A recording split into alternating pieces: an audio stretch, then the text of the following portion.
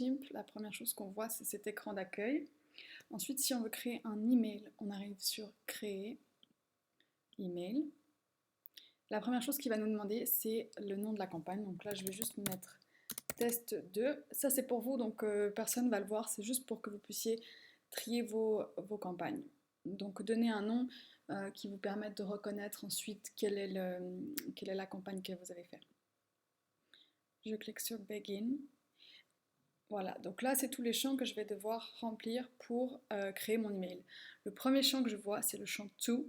Donc, c'est le champ qui permet de choisir à qui on va envoyer l'email. Donc, on va choisir Ajouter des personnes. On va choisir une audience. Donc, moi, je vais mettre celle qui a le plus pour l'instant. Et ensuite, on peut aussi choisir un segment si on ne veut pas envoyer à tout notre public, tous les gens qui sont inscrits à notre newsletter. Donc, on peut choisir un segment. Quand on choisit un segment, il nous propose plein de segments déjà construits, des segments que j'ai construits avec des tags, donc les gens qui se sont inscrits pour la newsletter en anglais, en français par exemple. Ou alors je peux simplement mettre un group or new segment, ce qui me permet de créer un nouveau segment en fait dans mon grande audience qui est ici. Donc soit je crée un nouveau segment, soit je sais exactement à qui je veux envoyer. Donc j'ai les adresses email quelque part que je peux taper simplement manuellement. Mais ce qui est très intéressant, c'est cet onglet ici qui nous permet de créer un nouveau segment de notre grande liste. Donc cet onglet, il nous permet de faire beaucoup de choses et de choisir beaucoup de choses différentes.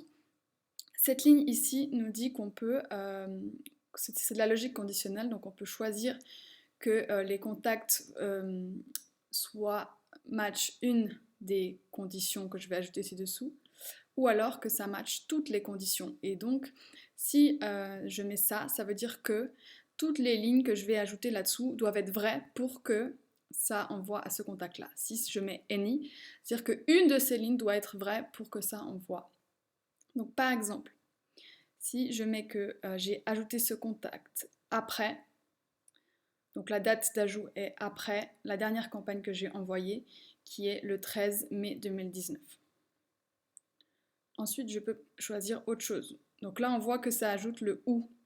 Si je change là-haut, ça va mettre le et, donc il faut que les deux soient vrais. Et ensuite, on peut choisir en fait dans toute cette liste qu'est-ce qu'on veut que ce soit.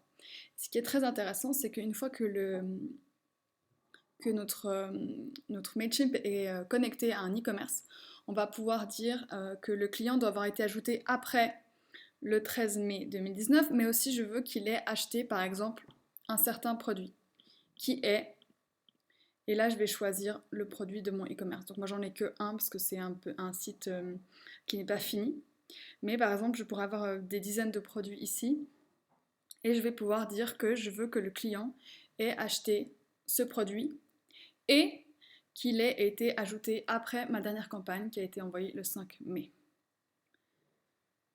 Après, je peux faire plein d'autres choses différentes, donc ça c'est à vous de regarder qu'est-ce qu'on peut faire. Mais la logique reste toujours la même, c'est en fait une logique conditionnelle qui est de ou alors et. Et on peut ajouter plein de conditions pour créer des nouveaux segments à chaque campagne.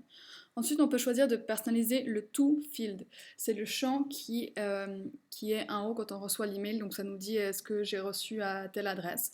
Ou alors si on le personnalise, ça nous permet d'éviter plus de filtres spam, anti-spam. Et on peut dire par exemple que je veux que, au lieu que l'email s'affiche, je veux que ce soit le prénom qui s'affiche, ou le nom de famille et le prénom, ou alors je peux créer quelque chose de personnalisé. On va mettre le prénom par exemple, parce que c'est la chose que j'ai demandé.